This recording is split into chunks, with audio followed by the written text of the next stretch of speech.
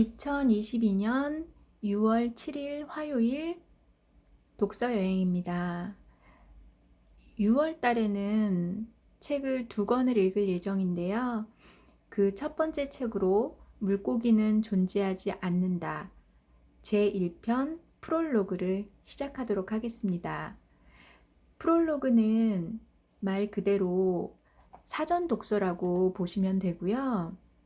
책 제목이나 표지, 그 다음에 띠지 같은 것을 보면서 책의 내용을 자유롭게 상상해 보시는 거예요. 정답은 따로 없기 때문에 나만의 시선을 가지고 가볍게 책을 한번 훑어보시면 됩니다. 요즘은 책에 대한 유튜브들이 하도 많아서 조금만 검색을 해보면 책에 대한 줄거리라든지 요약본이라든지 평론에 이르기까지 다양하게 접해볼 수 있는데요. 그런 거는 제가 읽은 책이 아니고 전문가들이 읽은 책이더라고요. 그래서 책을 읽으실 때는 가급적이면 사전 정보 없이 독서를 하시는 거를 추천을 드립니다. 사전에 미리 내용을 안다면 다른 사람의 생각이 나의 생각을 덮어서 좀 그렇게 되지 않으려면 백지 상태에서 책을 읽으시는 게 가장 좋을 것 같고요. 영화도 보면 결말을 알면 영화가 재미가 없듯이 책도 마찬가지라고 생각합니다.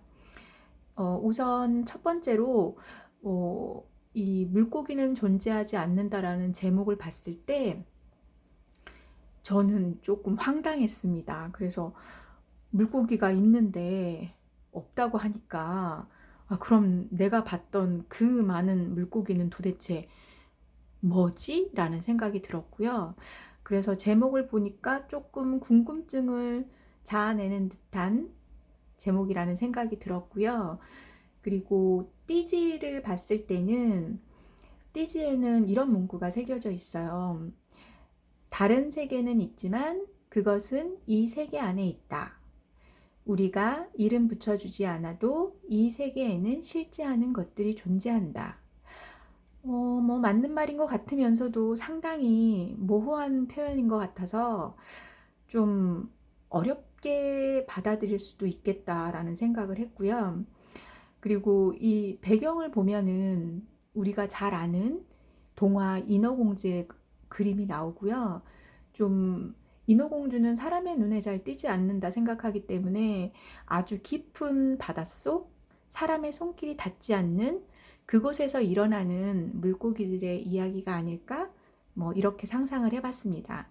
그리고 또 인어공주 꼬리 위에 보면 이렇게 말꼬리가 달려 있는데요. 이 책에서 아무래도 작가는 우리한테 뭔가 메시지를 좀 주고 싶어 하는 것 같다. 이런 생각을 하게 되었습니다. 그리고 표지 앞부분을 보시면 이렇게 생겼고요. 뒷부분에는 추천사가 어마어마합니다. 뉴욕 타임즈부터 시작해서 유명한 작가까지 추천사를 세어볼 수 없을 정도로 엄청 많더라고요. 그래서 추천사가 이렇게 많은 작품이기 때문에 베스트셀러가 되었고 뭔가 다른 게 있기 때문에 이렇게 많은 사람들이 이 책을 추천하지 않았을까 그렇게 생각을 해 보았고요. 그래서 조금 호기심을 많이 자극한다라는 생각을 많이 했습니다. 그리고 이 작가는 룰루 밀러라는 작가인데요. 이 작가는 기자 출신이에요. 그래서 과학 전문 기자고요. 과학 전문 기자라고 하면 그냥 생각을 해봐도 엄청 그 인과관계를 중시할 것 같다는 생각이 드는 거예요.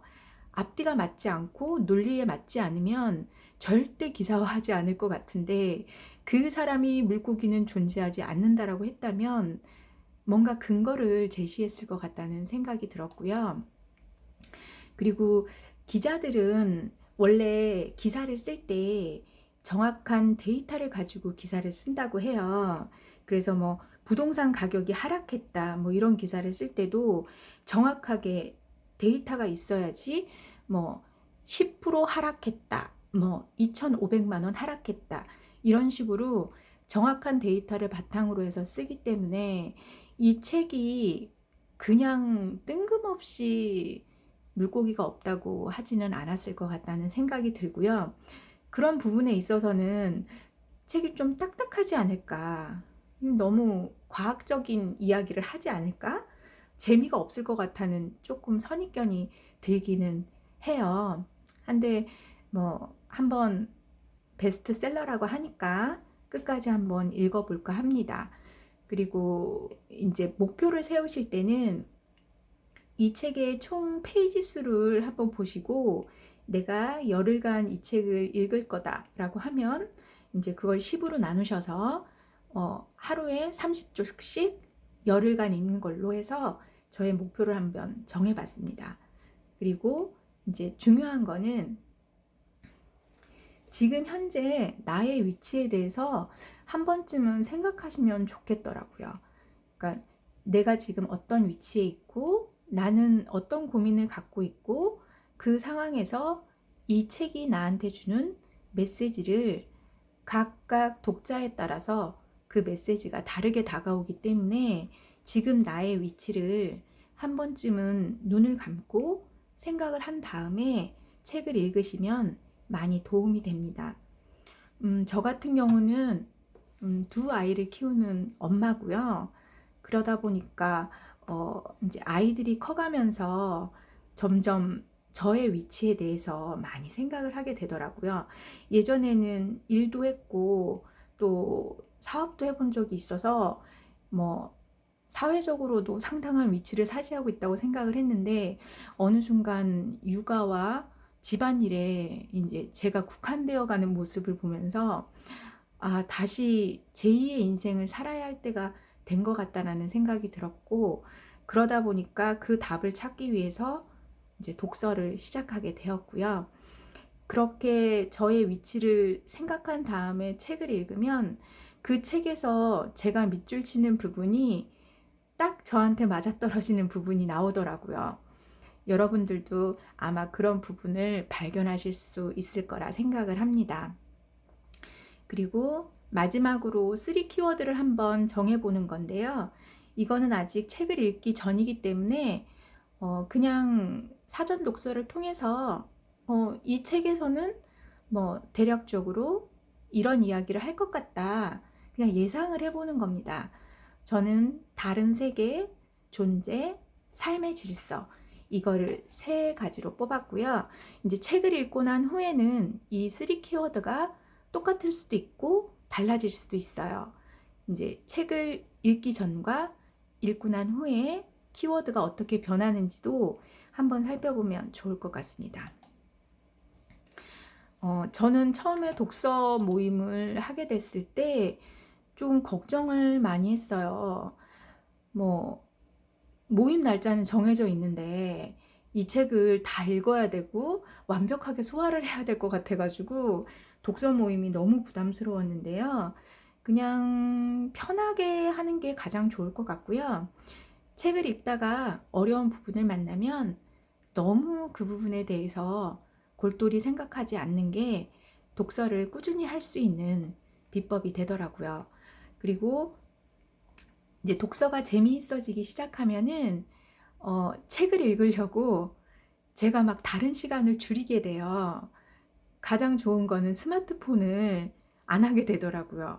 스마트폰 보는 시간을 줄이고 집안일 하는 시간을 최대한 줄여서 제가 책을 읽는데 더 많은 시간을 할애하려고 노력하는 모습이 보이더라고요. 그러면서 삶도 더 좀 발전적으로 되는 것 같고 그렇게 되려면 책 읽는 게 재미있어야 되잖아요. 이게 짐처럼 다가오면 안 되기 때문에 처음부터 너무 완벽하게 책을 다 읽으시려고 하지 마시고 뭐 오늘 읽다가 못 읽었으면 내일은 그냥 뭐 31페이지서부터 다시 60페이지까지 읽고 그 다음 날은 61페이지서부터 90페이지까지 읽고 좀 편안하게 읽으시는 걸 추천드립니다.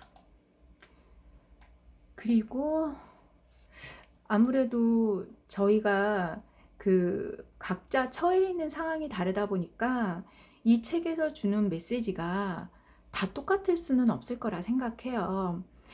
전문가들이 이야기하는 이 책이 주는 교훈 이런 것들은 이 작가가 말하는 방향일 수도 있어요. 하지만 그냥 각각의 독자들은 독자만의 교훈을 찾는 게 저는 중요할 것 같거든요. 이 작가가 말하는 교훈을 찾아내는 거는 그건 정답을 찾는 거나 마찬가지잖아요. 그게 아니고 내가 지금 처해 있는 상황에서 나에게 마음을 움직이게 하는 따뜻한 구절을 한마디 발견했다. 그러면 족한 거 아니겠어요?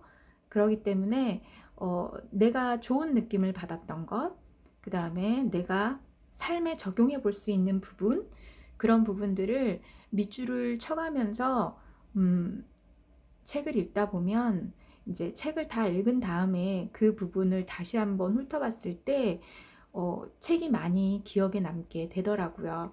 그래서 여러분들도 이제 하루에 조금씩 읽어가면서 오늘 읽은 부분 중에서 나한테 특별하게 메시지를 주는 구절이 있다면 그 구절에 문장 한 줄도 좋고 단어 하나 이것도 참 좋습니다. 그런 걸 한번 발견해 보는 시간이 되셨으면 좋을 것 같아요. 누가 책은 말 없는 친구라고 하잖아요. 말은 없지만 사람이 줄 수 있는 위로보다 더 큰 위로를 받으실 수 있을 거라 생각합니다. 하여튼 지금 이 책을 읽으시면서 좋은 시간 보내시기 바라고요. 저는 또 30페이지 정도 읽어보고 내일은 제 마음에 들어오는 좋은 구절을 한번 찾아서 다시 돌아오도록 하겠습니다. 시청해주셔서 감사하고요.